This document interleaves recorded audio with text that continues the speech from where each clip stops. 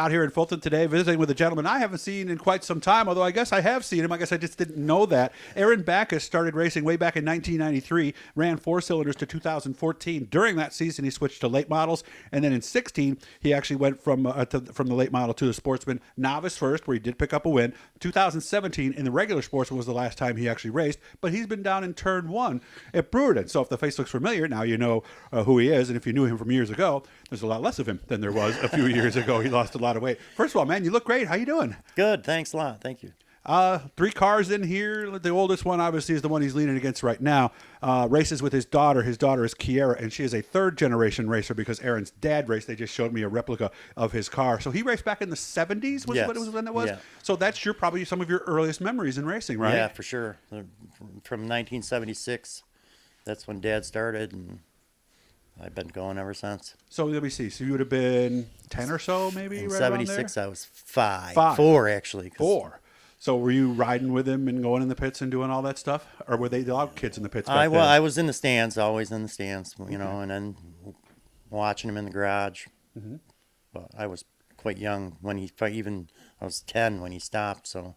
So did you ever get to the point where you worked on his car then, or no? Not really. No, Not it was just once I started racing 4-cylinders, I got him back into. He helped me a lot with that later in my years of racing the 4-cylinders. So in '93, you were how old then? 93. When you started? We see 8 years less than me, so you would have been. Geez, why am I so bad at math? 17? Does that sound about right? In 93? No. Yeah.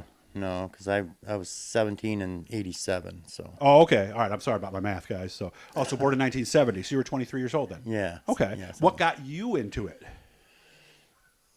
In my blood, from Dad racing, it's just something I wanted to do, and I put a Honda Civic together in 93, and car after car after car after car, and went to a rear-wheel drive, raced a Toyota, and you know, everybody knew me back then, the kicking chicken car. I remember that. Yeah, I still never stopped by there. I know exactly where it's right by it. Actually, it's up this way just Yeah, a it's little up bit. a little bit, yeah. I didn't quite get there, but they're still there, right? Yeah, they are still there. Do they do that every day, or how does that work? They do Saturday and Sunday only. That's it. That's it. Oh, okay, it, so yep. if you're up on what is it, 264, right? Yep. Yep, just north of Route 3. Make sure to swing on by, right by the golf course, just Yeah. past the golf Yep. course on the left-hand side. So this was a car you built yourself, the first car? The first car, all the cars I actually, All of them. yeah, me and my dad, and put them all together, and did some weird stuff with the, you know, when I made my car, the 4-cylinder look like a late model. It was kind of neat. I Everybody remember that. It was. I bet that got a few attention from a few Yeah, teams. Hey, what yeah. the heck's he doing over here, right? Look at this thing. That's not a stock body. That's nothing. Well, they had switched the rules, or we could run aluminum body panels I and see. stuff. So there it went. Was there one of those cars that you drove in the 4-cylinders that was your favorite? The last one I drove was a lot of fun. How close did you get to a win? I could never beat Chuck. Okay. I passed him once, Second. and I made a mistake the lap after, and he got right back behind Yeah, me. second, So I beat him for a lap. second so many times, but Chuck, he's always been right there, top of his game with that car. And Yes. as old as that car is, I mean, I raced Still against works. the car. It still works, and it's fast. And Chuck, for those of you who don't know, is almost a gentle giant, isn't he? Yeah, he's a good guy. Yeah. I mean, we had our differences on the track, but him and I have got much respect for each other, and he's a good dude. Clean racer, too. Yeah. Yeah. For the most part. Yeah, yeah. Well, it also looks weird when he gets out of the little rabbit, and you're like, whoa, this guy's like 6'6" or something. Yeah, how does he even fit in there? Yeah, So yeah. what made you go to late model? Was that something you always wanted to do? I did. Once they started racing around the area, and I had my 4-cylinder, the look of that, I wanted to get one, and said to my wife one day, if I can get a late model, would you let me? She said, sure. Okay. And I talked to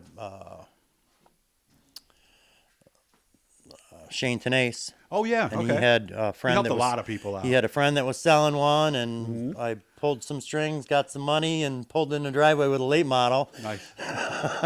Were you that one of the guys? Because I know when I first saw them, remember Tim McCready was running with the World of Outlaws. I remember when they first came to Fulton, everybody was blown away. Were you one of the people at that show? Yeah, yes, I was, and it was pretty cool. And then to have Yeah. one, and I mean, it was a crate, but it wasn't. Yeah. It was still pretty awesome. Of course, you probably had a little bit of learning to do on the driving because I understand a late model, you really got to be aggressive, right? Yeah, it was different for sure. How long did it take to get the hang of it? the first time I went out, because I had always raced just a 4-cylinder. I didn't have a V8 in anything. I held my breath.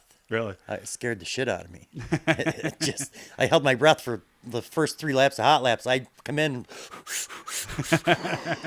So you needed I've seen some of they actually right on the steering wheel breathe. Yeah. You could have used that back Yeah, then. it was different. How close did you get to winning there? I was top 10. Never. I mean, I think I had 1 or 2 top 5s in the 3 years that I raced.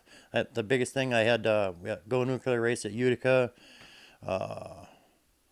There was 36, 37 cars. I finished 2nd or 3rd, and my heat made the redraw. Nice. The first time ever racing a series race with them, with the Go Nuclear, and that was my. I take it the feature didn't go quite as well. No, I got You dumped would've- on the first Okay, lap. 'cause I was going to say I noticed you weren't going there. So No, I mean I had a good. I mean it was a top 10 starting spot and got spun out right on the green. And Oh, so you never got a chance to see what you might have got. no. So all right, 16, you switched to Sportsman. Why?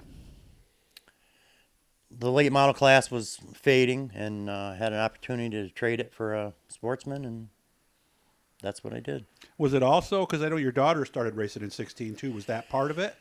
Yeah, actually, she had hit the wall at Fulton coming out of 2. She got up in the marbles, got sideways way up against the fence, overcorrected, and hit the Jersey barrier as you exit the track and knocked it down the hill. Seriously? Yeah, Well, she broke- hit it good then. She hit it hard. Well, if you're gonna wreck, right? Kiara's listening too, so yeah, wreck. So wreck I it had, like you mean it. I think Dave and Tori Stoutinger had an old frame that they had hit the back of the wall with the back of the car, so that it still had a front clip. I Oh, brought the frame here, cut the front clip off, cut the front clip off of hers, put it all back together, and my wife said, "You ain't letting her in it until you know it's safe." So so you were the guinea pig. I drove it and was like, I want one of these. I like this better, huh? So that came to you a little quicker than the late Yeah, model did? Yeah, that was the Okay. What got you out in 17?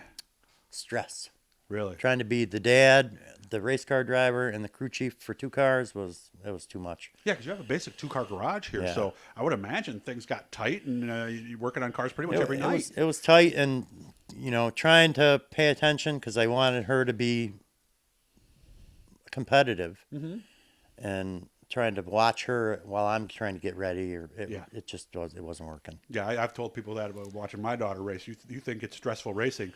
Watching a son or daughter race is a lot more stressful, isn't it? Yeah, standing in turn 3 at Fulton Speedway as she's coming wide open, coming into 3, it gets stressful. Nobody prepares you for that. No. Only got about a minute left. What brought you to the other side, the evil side, working at the racetrack as a turn flagger down in One at Brewery? Harvey Fink. Really? I was friends with Alan, Harvey's grandson. Harvey had come into the shop. I worked at Gypsum at the time, and told me that, hey, I want you to come work at the track. And obviously your experience on the track helped you Yeah. down in turn 1. So I'm sure a lot of times you were like, what is this guy doing down here, right? Yeah. That's I mean, to stay part of the racing community, and I get the respect from the drivers for the most part. Because they know you and they know you've done it. Right. Coming back? Yes. Okay. Yeah. So you're totally done? There's no situation that would get you into a race car again? No situation whatsoever. Okay. Of course, I've heard people say that before. So if you do see Aron down the road and he happens to be in something, don't give him too much of a hard time. I really thank you for spending all this time with me. You've raised a fine young lady, like I said. So congratulations on proud everything. of her for sure. She's they call her the cardiac kid for a reason. That's right. Not just what she does for a reason or for a living either. So you guys hit the blue E down there. I'll subscribe you. Aron, thanks for your time, and we'll get together some night and tell some stories, okay? Doug, thanks.